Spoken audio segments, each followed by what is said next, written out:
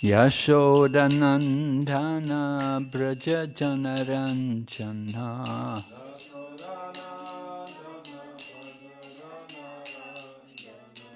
Yashodanandana Braja Janaranjana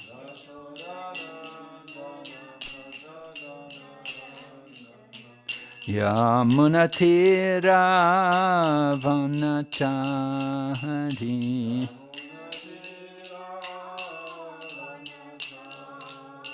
Yamunatira Vanachari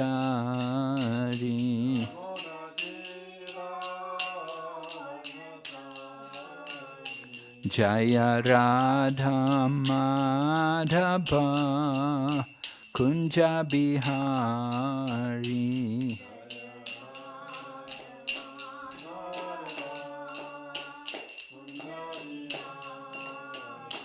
Jaya Radha Madhava Kunja Bihari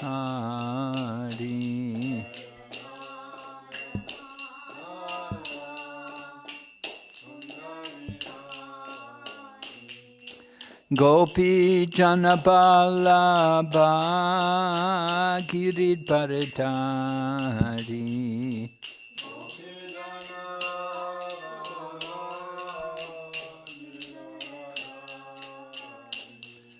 Gopi Janabalabha Giridharidhari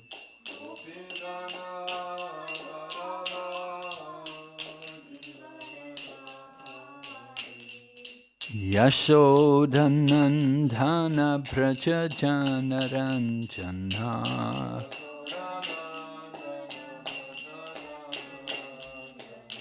Yashodanandana Braja Janaranjana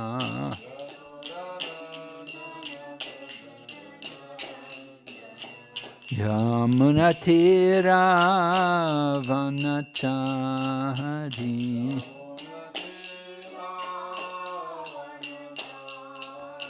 Yamunatira Vanachari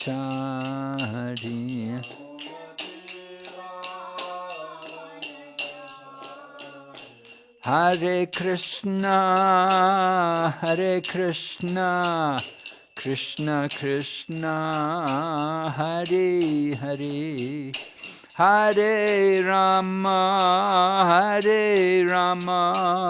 Rama Rama Hare Hare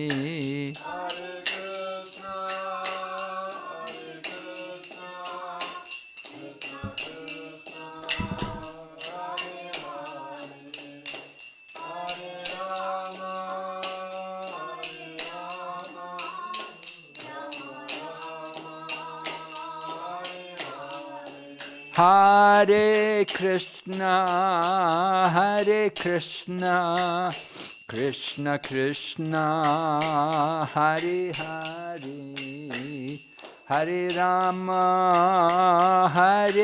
Rama Rama Rama Hare Hare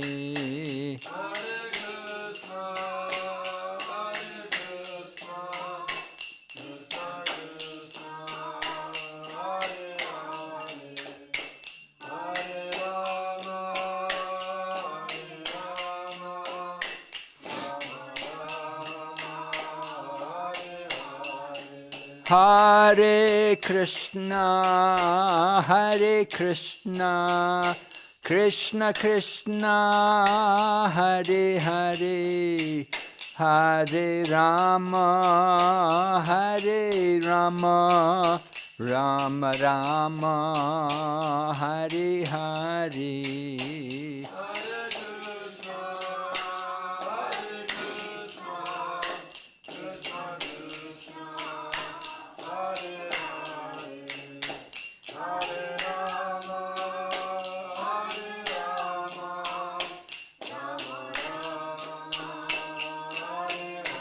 Nitai Gaur Haribo, Haribo, Haribo, Nitai Gaur Haribo.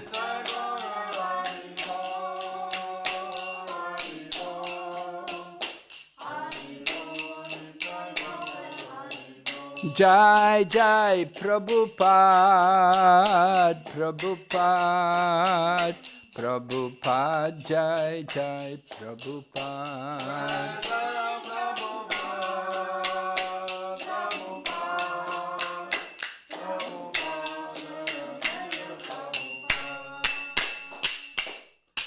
Gaur Premanande. Om Namo Bhagavate Vasudevaya.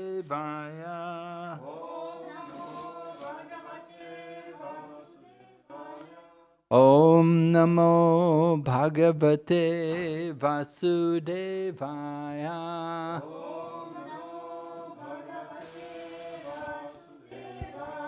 Om Namo Bhagavate Vasudevaya.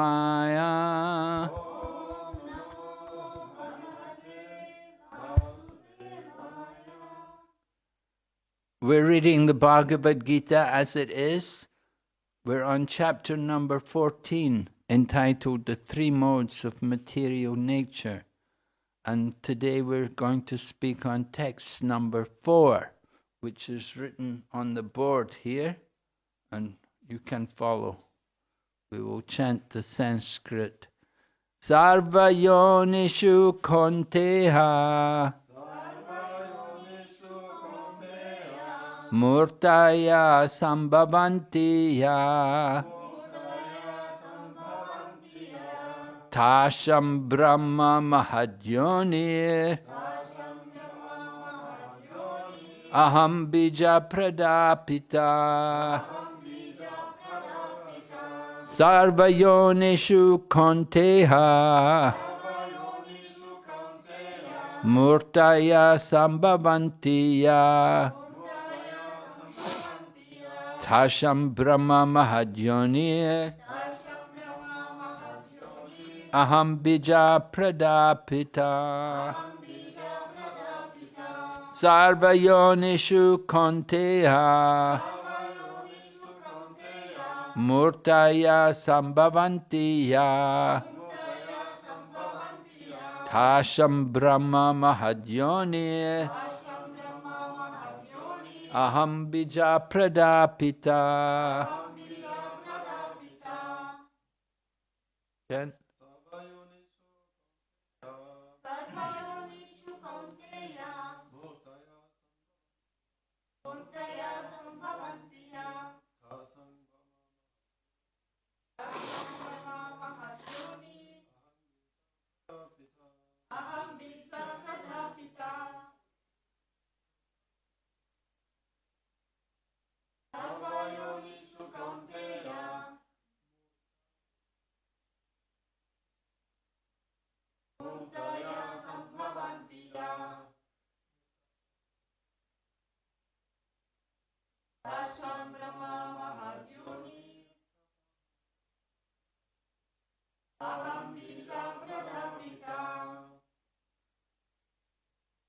Yes.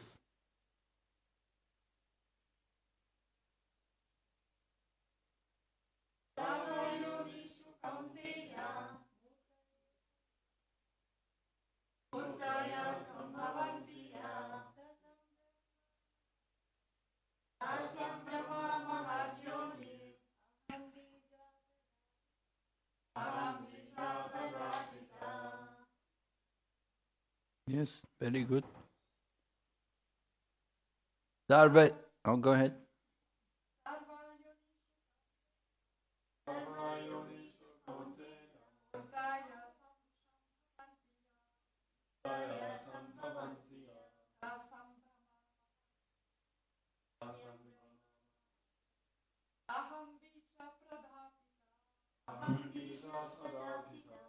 Very good, yes. Sarva yonishu, in all species of life. Kunteya, O son of Kunti. Murtaya, forms. Sambhavanti, they appear. Ya, which. Tasam, of all of them. Brahma, the Supreme. Mahat Yonin, source of birth in the material substance. Aham, I. Bijaprada, the seed giving. Pita, father. Translation. It should be understood that all species of life, O son of Kunti, are made possible by birth in this material nature, and that I am the seed-giving father. You can repeat. It should be understood that all species of life, O son of Kunti, are made possible by birth in this material nature, and that I am the seed-giving father. Purport by Srila Prabhupada. In this verse, it is clearly explained that the Supreme Personality of Godhead, Krishna, is the original father of all living entities. The living entities are combinations of the material nature and the spiritual nature. Such living entities are seen not only on this planet, but on every planet, even on the highest, where Brahma is situated. Everywhere there are living entities. Within the earth there are living entities. Even within water and within fire. All these appearances are due to the mother, material nature, and Krishna's seed-giving process. The purport is that the material world is impregnated with living entities who come out in various forms at the time of creation according to their past deeds. Om Jnanatimarandasya Jnananjana Shalakaya Chaksurunmilitanyena Tasmai Shri Gurave Namaha Shri Chaitanya Manobhistam Stapitam Yena Bhutale Swayam Rupa Kadamayam Dadati Swapadantikam Bandeham Shri Guru Shri Yata Padakamalam Shri Gurun Vaishnavamscha Shri Rupam Sagrajatam Sahagana Raghunathan Vitam Tam Sajevam Sadvaitam Savadutam Parijana Sahitam Krishna Chaitanya Devam Shri Radha Krishna Padan Sahagana Lalita Shri Vishaka Nitamscha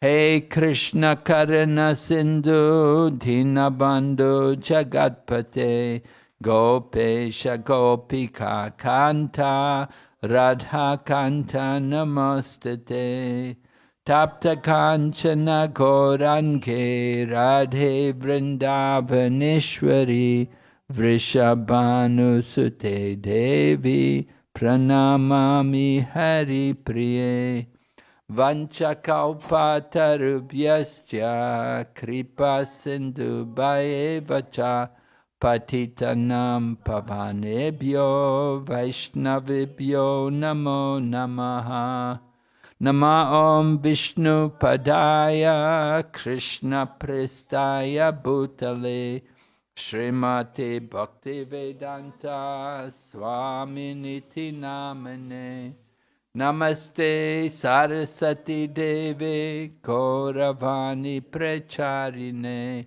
Nirvisesha Shunyavadi Paschatya Desha Tarine Jai Shri Krishna Chaitanya Prabhu Nityananda Shri Advaita Gadadhar Shri Vasade Gaur Bhaktavinda Hare Krishna Krishna Krishna Hare Hare Hare Rama Rama Rama Hare Hare. So we're reading from the 14th chapter. The subject matter is the three modes of material nature. In the previous chapter, Lord Krishna explained how different living entities take birth according to how they associate with the different modes of nature. There are three modes of nature. Just like colors, if you paint, you use three colors. You begin with red, blue, and yellow. So the same way that there are three modes of nature, colors of the material nature. They're called goodness, passion, and ignorance. Passion and ignorance is commonly referred to as Raja Gun and Tamagun. Very common language. People are very familiar with these terms, Rajagun and Tamagun. So, we want to understand that we have all taken birth in this material nature. And we have taken birth in bodies according to our past activities. As it was described here, according to the deeds which we have performed in the past, we develop a particular body. In other words, if someone has used the body properly, then they will get a good body. And if somebody's used the body in the bad way, then they'll get a body which is not so good. For example, you get the animal body or the tree body. If you have to stand in the body of a tree, or if you have to be in the dog body or the pig body, it's not very pleasant. We don't want that kind of birth. We would all like to have a nice birth. We would like to be enjoying in this world. So, everyone suffers and enjoys according to their past activities. We get the results of our work. We have to understand that behind everything, there's the material nature. Material nature is like the mother. And Lord Krishna, he is like the father. Just like every one of us, we have a mother and we have a father. We wouldn't be able to have a body, we wouldn't be able to be here today without having a mother and a father. So the same way all living entities take their birth in this material world. And behind everything, there is a Supreme Mother and the Supreme Father. The Supreme Mother is the material nature. And the Supreme Father is Lord Krishna.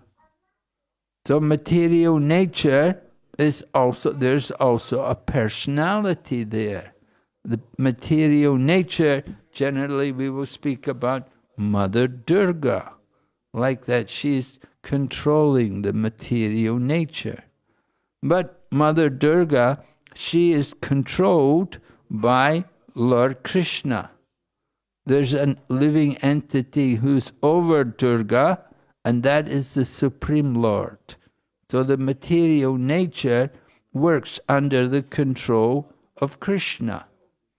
It is not independent.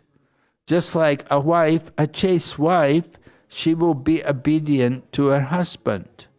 She will not do anything which doesn't please her husband. She will act according to the husband's desires. So the same way the material nature acts under the direction of Lord Krishna. Actually, it said, material nature moves like a shadow under the control of the Supreme Lord. You can see shadows on the floor. Sometimes where there's some light, you'll see there's some shadows. So the shadow there, the shadow does not move on its own. The shadow is controlled by the object. When the object moves, then the shadow will move. So the same way, material nature is like the shadow of the Supreme Lord. It's under His control, under His direction. And Lord Krishna, He's explained this already in the Bhagavad Gita. He said, Mayadhyakshena prakriti suyate sacharacharam. That this material nature is under my direction, O son of Kunti. And it's directing all living entities. So, from the Vedas, we learn there are 8,400,000 different species of life. And these different species of life are spread everywhere, on every different planet in the universe. On the highest planet in the universe, way up at the top of the universe, is Brahmaloka, or sometimes it's called Satyaloka. The Lord Brahma lives there along with other very, very great souls, and they live there at the top of the universe. And then you have other planets. There's an infinite number of planets in the universe.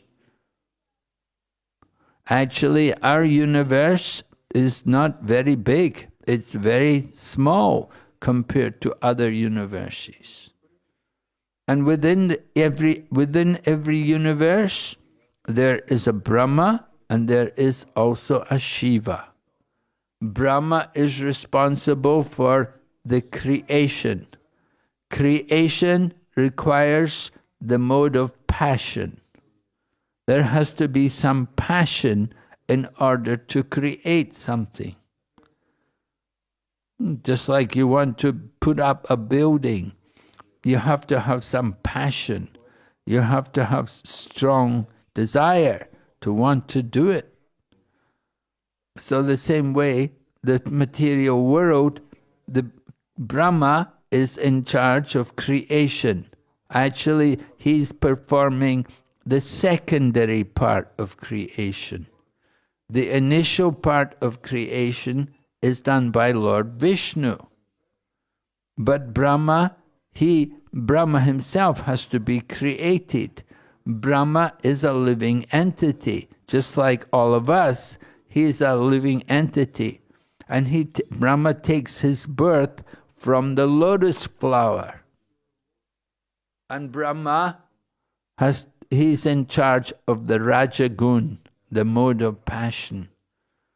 So he has to oversee people who are in the mode of passion, and he has to watch out for them, for their different activities. So Brahma has that job, he's overseeing the mode of passion. And Lord Shiva, he's in charge of the mode of ignorance. So his job is even more difficult. People in the mode of passion, of course, they're very active, but the mode of passion is somewhat higher than the mode of ignorance. And Lord Shiva, he's in charge of the mode of ignorance.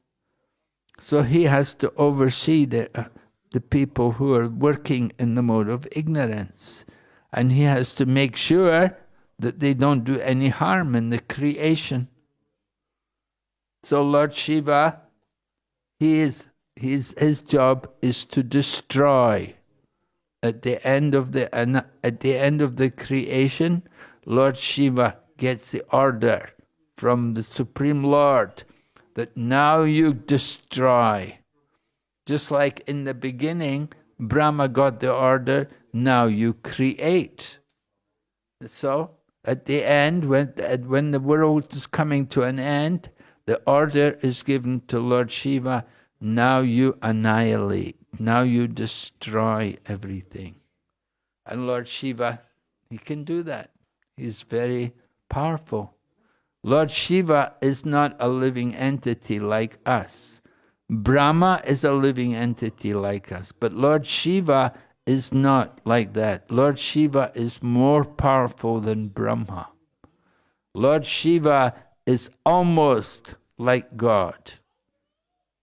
Vishnu, the relationship between Vishnu and Shiva is like the relationship between milk and yogurt. Milk can be made into yogurt, but yogurt never becomes milk. So the same way, Lord Vishnu can become Lord Shiva, but Lord Shiva cannot become Lord Vishnu. So this is the relationship between Shiva and Vishnu. Lord Brahma, he is a living entity. He is the Jiva. And he's very pious. He's a very good soul. He's very pious. He's in charge. He's the oldest person in the universe. He's the first one to take birth. Lord Shiva, he comes, sometime he will come as the son of Brahma. So here in this verse, Lord Krishna is saying, Aham bija pradapita, that I am the seed-giving father. So that means he's the father of every living entity. All the different living entities in the creation. And Prabhupada explains in the purport that living entities are everywhere. In the fire, there are living entities. Just like in the fire, if you go to the sun planet, it's a ball of fire. And if you could go there to the sun planet, you will find there are living entities there. They have fire bodies. They can live in the fire. The sun god resides there on the sun planet. Though sun planet is one of the higher planets, it's a heavenly planet. And the moon is also a higher planet. On the moon there's also demigods there. So living entities are everywhere. In the water they're there. The fish, so many different living, not only fish, we get all kinds of living entities there in the water, in the sea. And they're all living there. That's their home. They can live in water. So some living entities live in water, some live in fire, some live in the ground, in earth, just like worms. And there's another kind of creature. He can live in poison. If you have this substance, it's a poison. But within the poison, there's some worm living there. This insect is there within the poison. It does not affect it. The insect can live in there with all the poison. So that is the power of the Lord. We could not live in such a place, but there are living entities which can live there. So there's higher planets and lower planets, different places within the creation. But everywhere there is birth and death. In the Bhagavad Gita, Lord Krishna says, Jatasya hi dhruvo mritu dhruvam janma mritasya cha. For one who has taken birth, death is certain. And the same way, for one who is dead, birth is certain. He will take birth again. This is the nature of material existence. So conditioned souls, we take birth again and again, from one body to another. Of course, we don't remember. In the Bhagavad Gita, Lord Krishna was telling the history of the Bhagavad Gita. How, he says, Imam vivishvate yogam proktavam aham avyayam. He said, I instructed the science of yoga to the sun god. And he gives the name of the sun god at that time. At that time, the sun god's name was Vivishwan. And Vivishwan instructed this knowledge to Manu, the father of mankind. And then Manu gave this knowledge to his son, Ikshvaku. In this way, the knowledge was passed down to saintly kings. It was given to the kings because the kings would give it to the people. And in this way, the people would be benefited by getting spiritual knowledge. So this is the responsibility of the leaders, the kings. They're the heads of the social body. Not only kings, but brahmanas also. They're meant to distribute spiritual knowledge. So, Lord Krishna was explaining all of this to Arjuna, and Arjuna was surprised. He thought, Krishna, how could you give the knowledge to the sun god? Because the sun god is so much older by birth. Because Arjuna said to Krishna, you and I are the same age. So how could you give the knowledge to the sun god? The sun god is so much senior by birth. And Lord Krishna said to Arjuna, Bahuni me vyatidani janmani tavacharjuna. He is saying, Lord Krishna is saying to Arjuna, many, many births both you and I have had. I can remember them, but you do not. Right? So this is the situation, that we're in the material world, in a material body, and we have forgotten how we have had many births before in this material world. We have taken birth many times, but we don't remember. We are Nitya Baddha, eternally conditioned souls. Lord Krishna, he remembers his birth. We don't. But we should understand that we are all eternal spiritual beings. We're all souls. And we have taken this material body. Jai Nishringa Bhagwan ki. We have taken this material body on account of our past deeds. So, these deeds were performed in previous lives. We come to this world with some karma. Just like you come from one country to another country, you bring something, you bring some money with you, you bring something, to live in that country. So the same way, when we come to take birth again, we bring with us our spiritual bank account. And the Lord knows what we've done in the past, and He can therefore arrange a body suitable for the future. He will give us a body according to our qualification. If we have lived like a pig, then we get the body of a pig. And if we have lived like a god, then we can get the body of a godly person. And you see, it's up to us. Some people are pious and some people are sinful. If we are pious, we enjoy the results of the past. And if we were sinful, we have to suffer for the reactions for that. So our life is a mixture of these things. We have some good and we have some bad. The good things bring us enjoyment, and the bad things bring us trouble, difficulties. So this is all going on under the direction of the material nature. The material nature arranges different bodies for everyone. The bodies are of so many different kinds. right? We have plant bodies, we have animal bodies, we have bird bodies, we have fish bodies.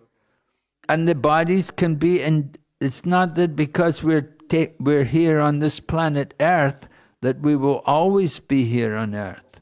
No, we take birth again and again, and we will be moved sometimes from one planet to another, even from one universe to another.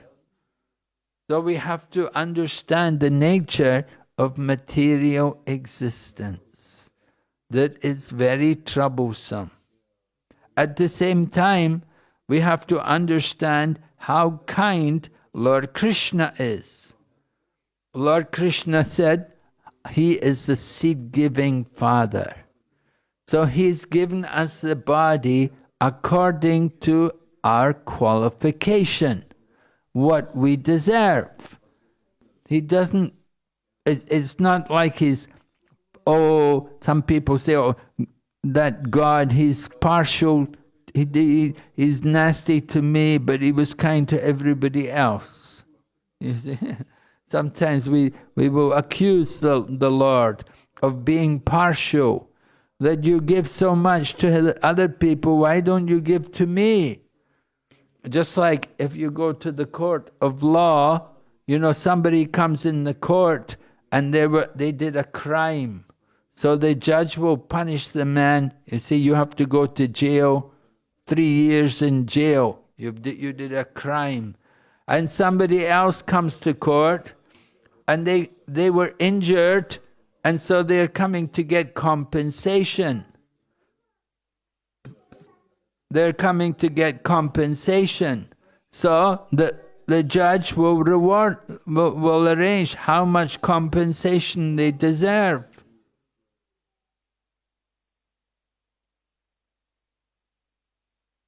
And in this way, some people are being punished, and some people are they're given some enjoyment. So the man who's being punished, he may complain that, oh, why you punish me? You gave the other man, you gave him so much money. He got so much compensation.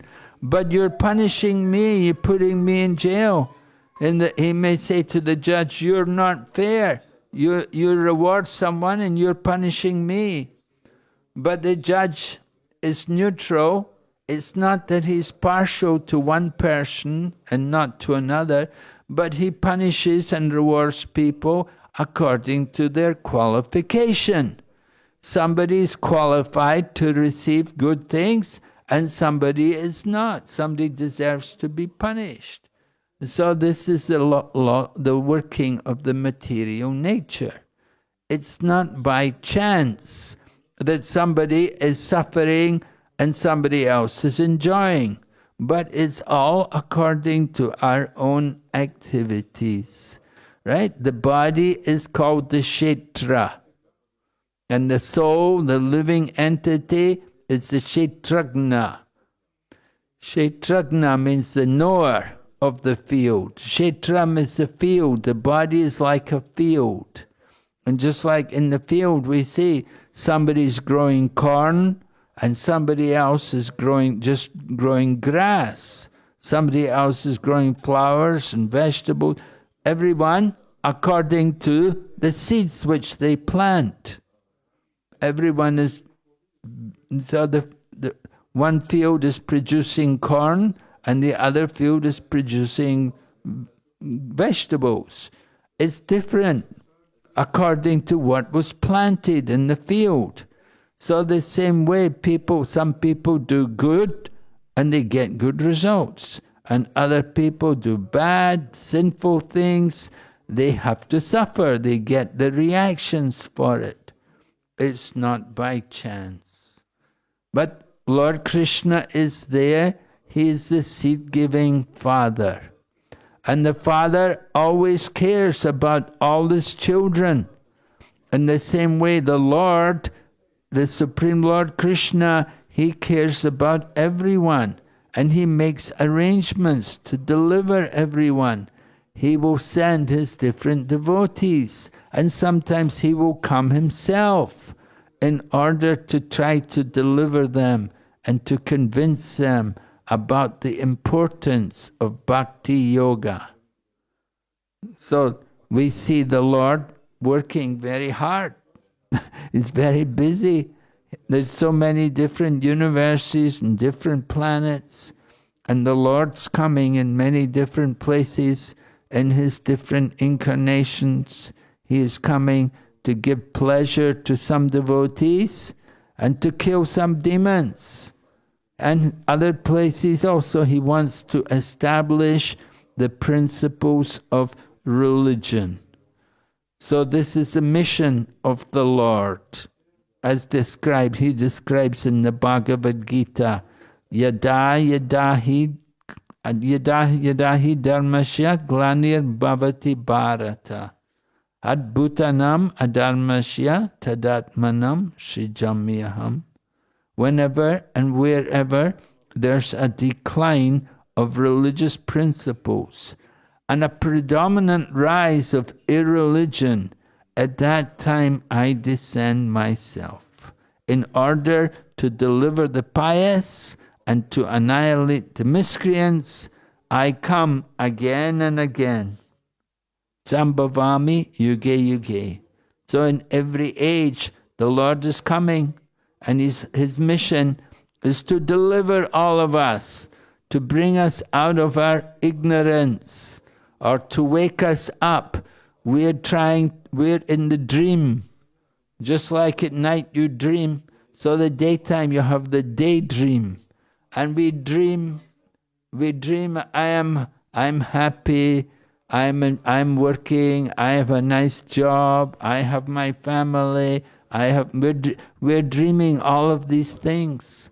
But all of these things are very temporary. We have them for a short time only, and then we lose them. And this body also is very temporary. We cannot remain in this body forever. We have to give up the body. So this is the dream that we're dreaming. I will be happy, I will be comfortable, I will live forever. We're thinking, I will have a long life, I will be happy here in this world.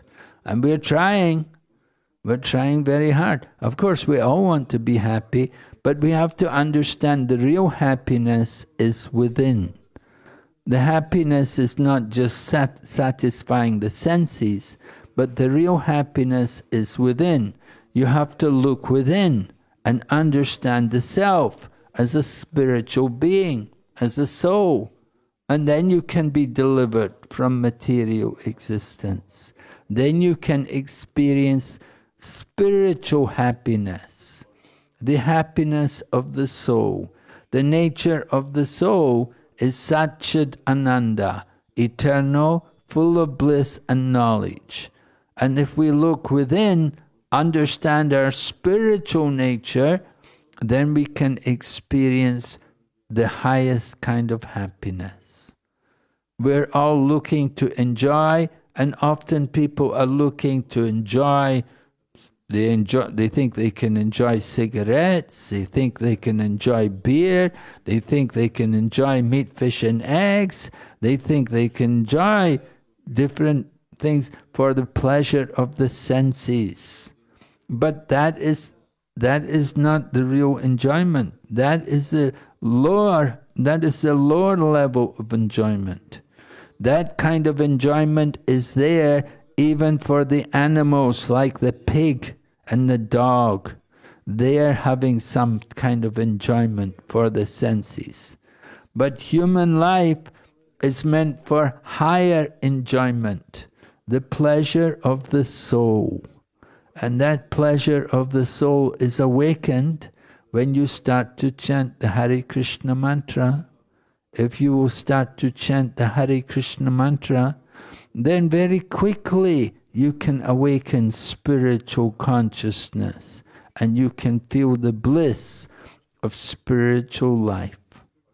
This is the fact. The process of Bhakti yoga is very effective in bringing us out of bodily consciousness.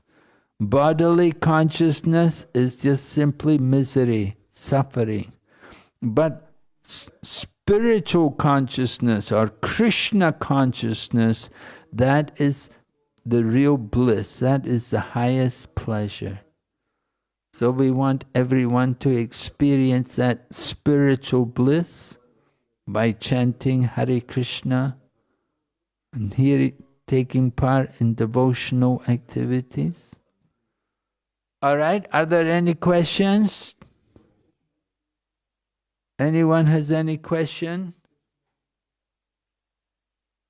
Yes, Prabhu?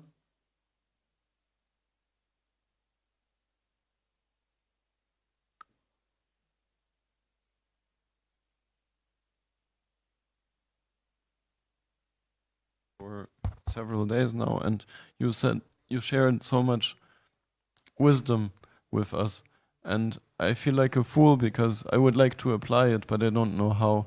Maybe you can say something. How can I take advantage of everything that you have said in a simple way, according to my capacity? Well, to take advantage, just simply stay here and continue to take part in the program. That is the sure way to success.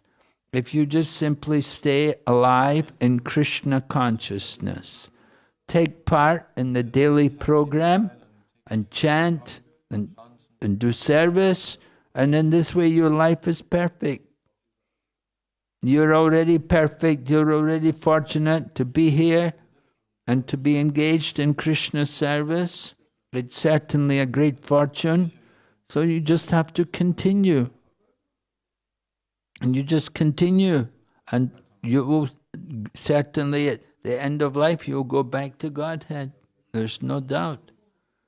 If you stay here in Krishna consciousness and continue doing devotional service, then your success is guaranteed. At the end of life, Krishna or Prabhupada will come and take you back to Godhead.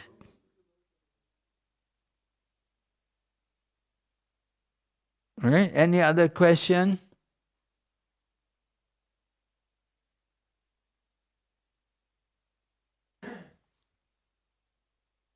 In this verse, Krishna, sorry. In this verse, Krishna says that I am the seed-giving father of.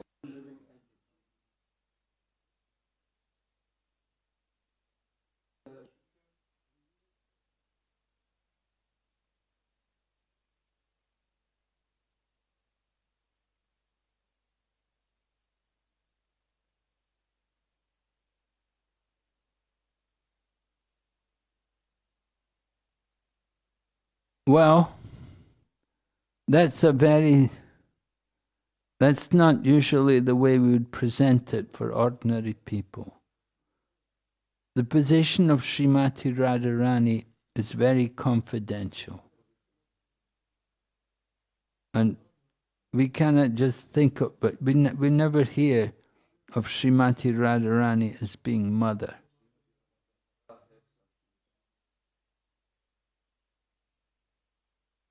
Huh?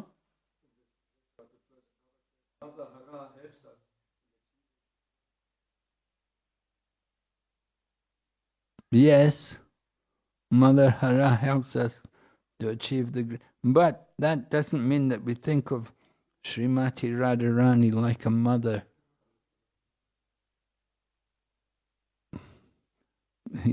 Prabhupada doesn't use the word Radha Rani, he simply talks about Hara, Mother Hara. But Prabhupada was, of course, very, very reserved in speaking about Radharani. Just like in the Krishna book, the Krishna book, one of the very early books to come out, Prabhupada begins the introduction by saying, people all want to know, who is this lady with Krishna? But then he never speaks about who she is. He only speaks about Krishna. the introduction is all about Krishna. He doesn't. He says people want to know who is this lady with Krishna, but he never answers that question. So, I'm a little bit cautious about introducing people to Srimati Radharani. That her position is very, very exalted.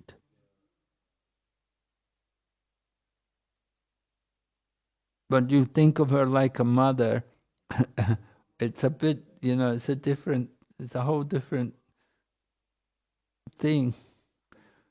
We think, rather when we think of Radharani, we think of a young woman, young girl even, who's eternally connected to Lord Krishna, who is there for Krishna's enjoyment.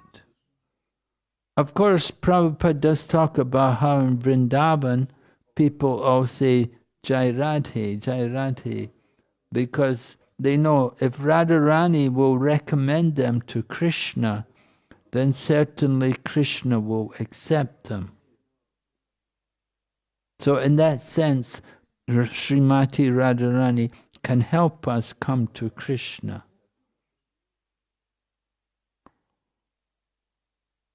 Right? So, but Prabhupada was very careful. You never hear Prabhupada chanting about Radharani, Radhe. You never hear.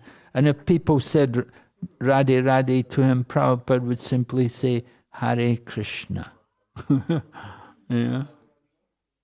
He didn't say Radhe. He would just say Hare Krishna. So, it's a little bit delicate subject matter. Yeah. We definitely do we need the blessings of Srimati Radharani, but to think of her like a mother, because we are conditioned souls, we think of the mother, somebody will cook for us, somebody will clean for us, somebody take care of us. So, Srimati Radharani, she's not that kind of mother. She's certainly, she can introduce us to Krishna. As Prabhupada said, she can do that. She can introduce us to Krishna. And if we get the introduction from Srimati Radharani, then certainly Krishna will accept us. So that's very wonderful.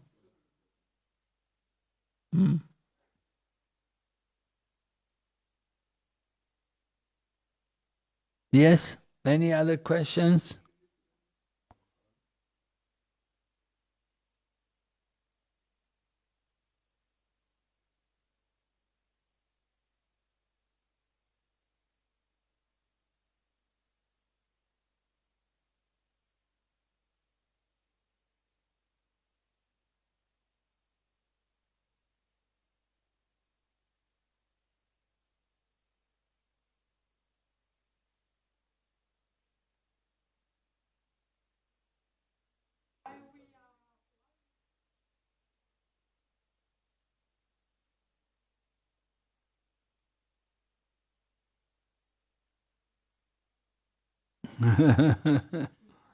Yeah.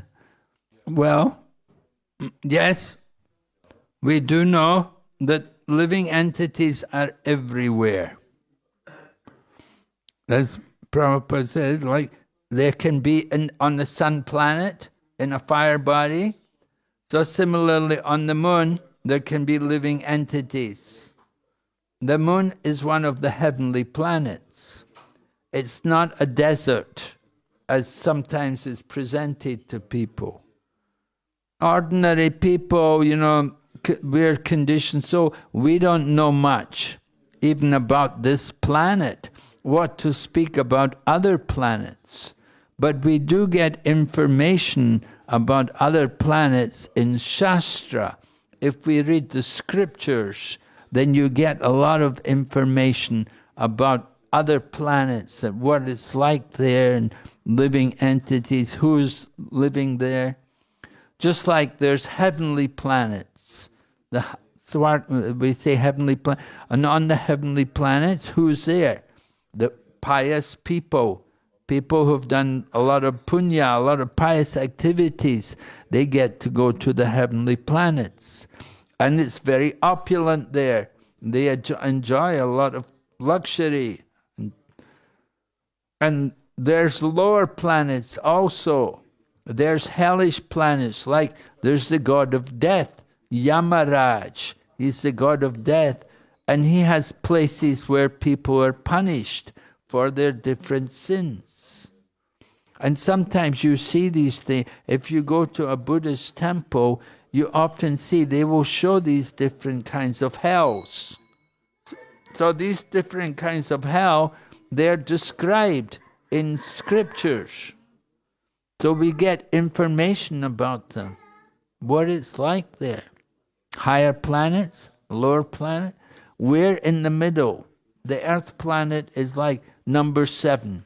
There's 6 up and there's 7 down. We're in the middle of 14 different levels. So we're fortunate actually to be in the Earth planet. It's not too opulent. If it's too opulent, then it's very difficult to become God conscious because it's so opulent. And if it's so hellish, then it's also very difficult because you're suffering so much. But the Earth, this planet Earth, is considered the best place to become self-realized and to understand the real goal of life. And even people from the higher planets, they want to come down here to take birth here on this planet because it's the easiest, it's the best place to get out from the material existence. So we want to appreciate this planet, this Earth planet, and we want to make best use of this life, to be here on this planet. But certainly, living entities are there. And of course, sometimes we hear about UFOs, unidentified flying objects, different people. Sometimes they have these things, sometimes they say maybe people coming from other planets and so on. But the yogis, they can go and visit other planets. We get information about it. At the top of the universe, there's 4 planets. Brahma's planet is right at the very top of the universe. And great sages are all living there. And then the 4 Kumaras, there's a planet there, it's called Janaloka, or like, and they're living there and they're doing their meditation. And there's other planets, another planet there, way up at the top of the universe, where they're doing great sacrifices every day. Like we're going to have at 7 o'clock, right? We're going to have the yagya. So every day they do big yagyas.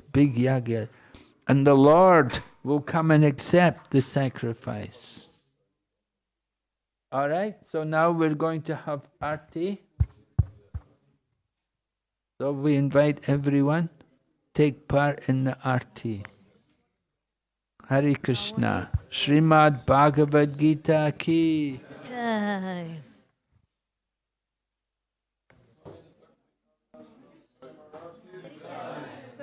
Careless, yes. Did you see that also?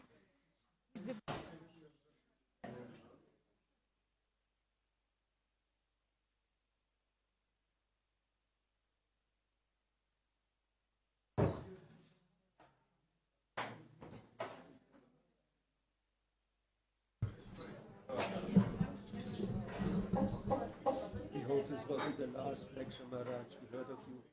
I hope you come back. Some devotees said they hope that you would stay here also.